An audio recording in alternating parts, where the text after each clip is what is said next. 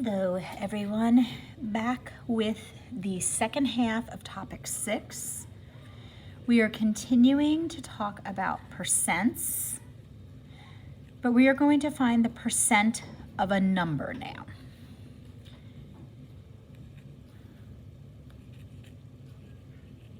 In this method, or in this part of the unit, we could have unknowns in different parts. So we're also going to be tying in solving equations, which we did in topic 3.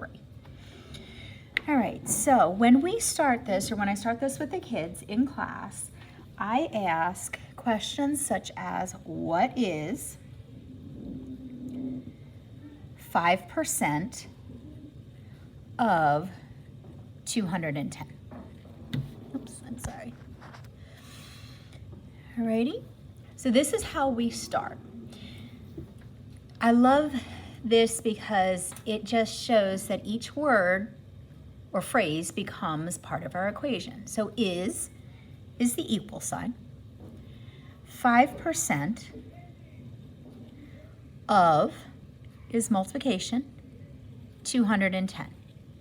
Now the students should know after the first half of this topic that to turn 5% into a decimal, which is what we need for our equation, we need to move our decimal 2 times. So let me scooch you over here. With our 5, the decimal right now is not really shown because we don't need it.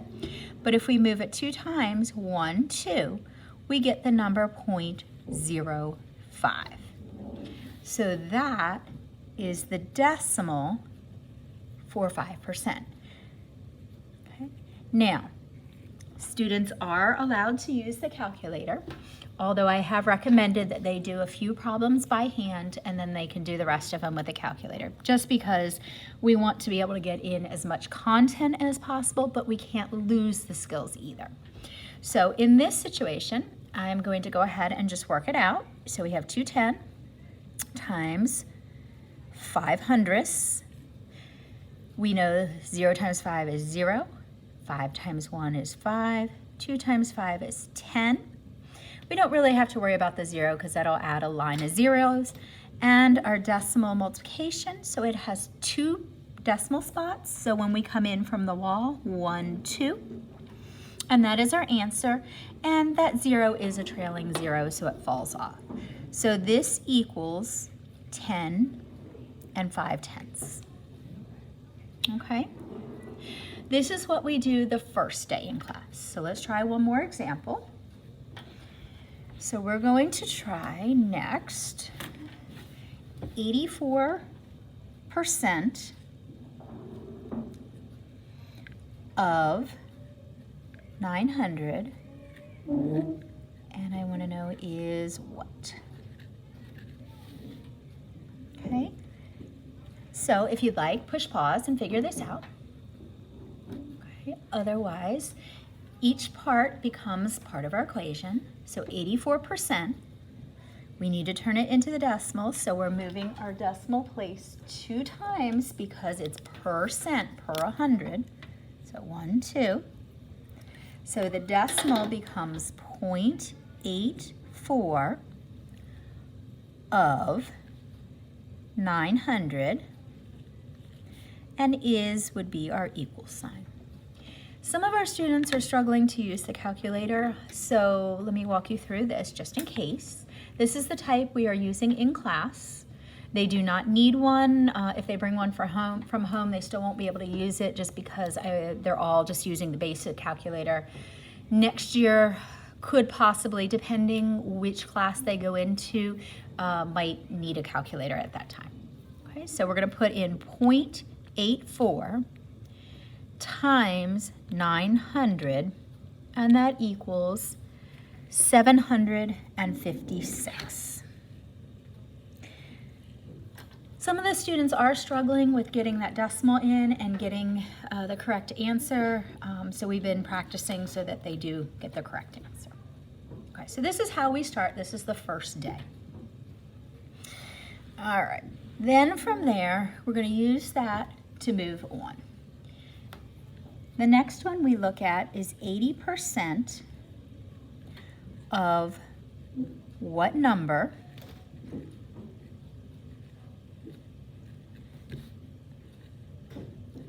is 48? Okay. Now, as I explained, the older method, which is the one that I learned and I'm going to share, is my favorite. I will show the other method in just a minute so that whichever way you've learned as a parent, you can feel free to help your student.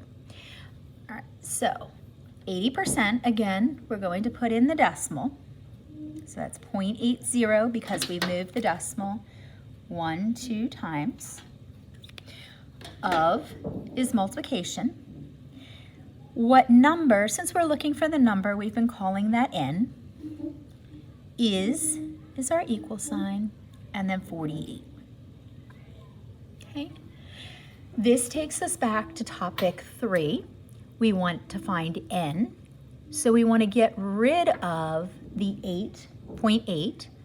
And to do that, we're going to do the opposite of multiplication, or the inverse of multiplication, which is divide both sides by the 0.80, 80 hundredths, but really, you could really just write 0.8 because the 0 is a trailing 0.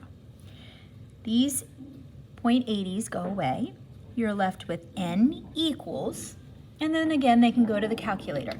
This is the work that they are expected to show, but then they can use the calculator to get the answer, or you can have them do decimal division, which they should know how to do. So we're going to take 48 divided by 0.8, or 0.80, it'll give you the same thing, and you get the number 60. Now, another method that I wanted to demonstrate is this one. And I believe this is too big, so I'm going to have to get another whiteboard to show you. But what we do is, it's is over of equals the percent over 100. This could also be known as part over whole. Okay. We are making a little, we're calling it our green sheet. This is our green method because we put it on green pieces of paper. So that way students may bring that to the test along with their index card that we made previously. All right, so let's set this up this time using this method. All right, so is this 48? So we're going to put the 48 over of what number? Well, we actually didn't have that, so I'm just going to leave the n for what number, equals the percent, well, there's 80% over 100. Now, students learned in 4th grade, if they were at Calvary, and a lot of other places, to do the butterfly method. So that's what we're going to do here. This gives us 4,800. We butterfly the other way. That's going to equal 80 times n. And just like we did before, we want to solve for n. We need to get rid of the 80. So we're going to do the opposite, or the inverse of multiplication, which is divide both sides by 80. When you do that, you're going to get, hopefully, the same answer, 4,800 divided by 80, and you again get the 60. You get the same answer either method. This tends to be one that is newer in the math world. As I told the students, this isn't the way my brain thinks. I'm going to be using this way, but this is wonderful when you have word problems. It really helps, especially with the part and the whole. Okay? Another type of problem you might see is, let me get some more space here. What percent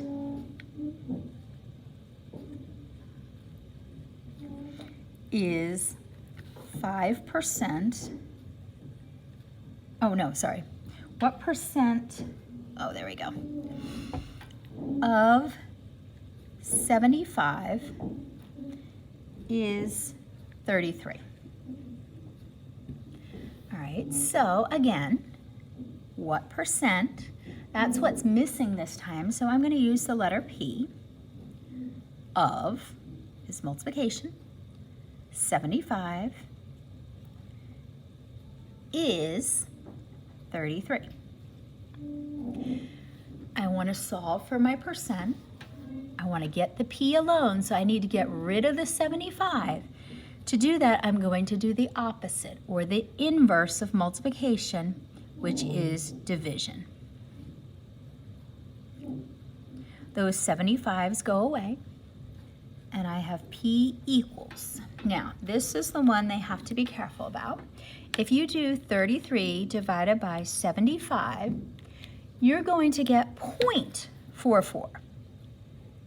Most of the students, if you ask, will figure this out, but is this really actually our percent? And no, that is our decimal. So now, again, we need to think back to our triangle diagram. If we have a decimal and we want to go to our percent, we have to multiply it by 100 or move that decimal 2 times. So if I move this decimal 2 times, I now have that the percent is 44%. Okay. Now, we can also set this up in the other method. So let's go ahead and do that so that everybody feels comfortable both ways. This time we're looking for the percent, so we don't know this. So we're looking for the percent, but it's always over 100. Okay, so we can fill that in. Is 33 of 75, or part over whole. When you do the butterfly, you get 3,300 equals 75p.